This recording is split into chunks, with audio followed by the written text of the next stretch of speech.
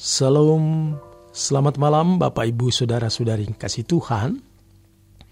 Kembali bersama saya Z Ferry dalam Renungan Malam Pendeta Dr. Erastus Sabdono.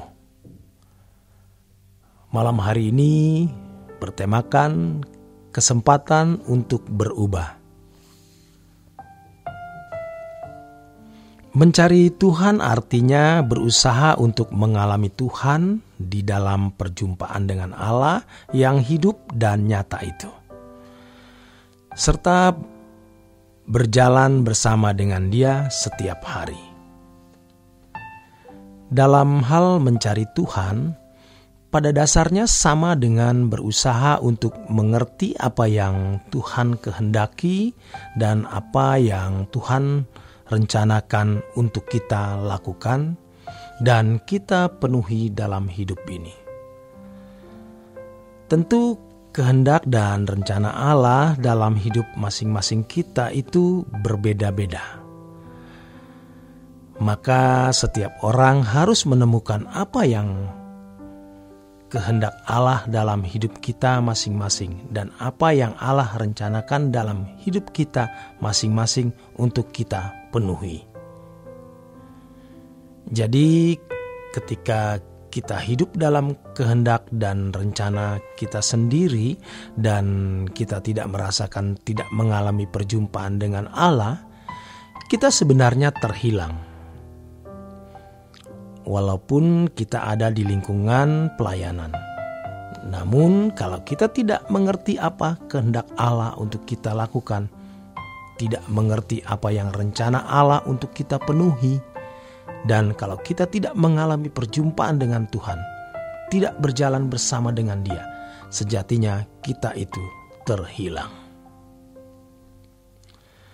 Sangatlah berbeda dengan antara menemukan pengetahuan mengenai Tuhan dan menemukan Tuhan. Tetapi selama ini banyak orang merasa kalau sudah menemukan pengetahuan mengenai Tuhan, seakan-akan sudah menemukan Tuhan sendiri. Itulah sebabnya banyak orang sudah merasa puas ketika bisa berbicara mengenai Tuhan. Semakin banyak pengetahuannya mengenai Tuhan, ia merasa semakin puas dan semakin sudah menemukan Tuhan.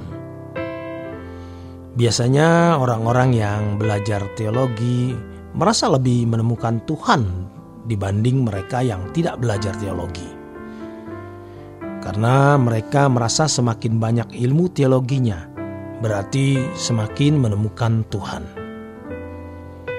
Ini adalah pikiran picik. Seakan-akan Tuhan cukup dibungkus dengan kotak teologinya dan merasa sudah menemukan dan memilikinya. Memang diyakini bahwa Tuhan Maha Hadir. Tuhan sangat dekat, bahkan dikatakan lebih dekat daripada nafas kita sendiri. Tuhan hanya sejauh doa dan lain sebagainya. Tetapi kalau jujur, tidak banyak orang telah benar-benar menemukan Dia atau memiliki pertemuan dengan Dia.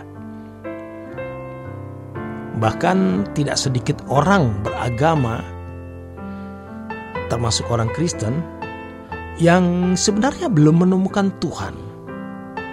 Tetapi mereka merasa cukup nyaman dengan keadaan tersebut, sebab mereka merasa sudah percaya. Percaya bahwa Allah itu ada sudah cukup membuat mereka merasa tidak mencederai Tuhan, seperti orang ateis yang tidak mempercayai Tuhan. Dengan mempercayai identitasnya tersebut, mereka merasa sudah menjadi umat Tuhan yang sudah selamat. Orang-orang seperti ini berpikir sudah cukup menjadi orang beragama yang baik dan bertuhan. Jika demikian keadaannya, mereka tidak akan mengisi hidupnya dengan mencari Tuhan. Mereka akan menghabiskan umur hidupnya menemukan banyak hal dalam hidup ini, tetapi tidak pernah menemukan Tuhan.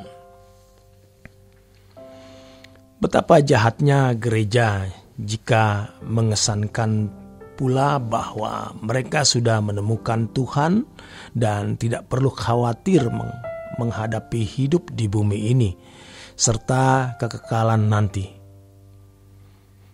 Memang mereka bukan orang jahat, juga bukan orang yang tidak peduli kegiatan sosial atau pelayanan gereja. Tetapi mereka gagal menjadi manusia Allah yang berstandar anak-anak Allah seperti Tuhan Yesus. Ini berarti keselamatan tidak terrealisasi dalam kehidupan mereka. Harus dimengerti bahwa kekristenan memiliki tujuan menjadikan manusia berkodrat ilahi yang telah diperagakan oleh Tuhan Yesus semasa hidupnya di bumi ini. Masalahnya, kalau keadaan mereka berlarut-larut demikian, mereka tidak akan pernah mengerti isi karya salib secara utuh. Hati mereka menjadi buta terhadap kasih karunia Allah yang sangat luar biasa, yang menyediakan anugerah di mana seseorang dapat menjadi anak-anak Allah yang berkodrat ilahi seperti Bapa di surga.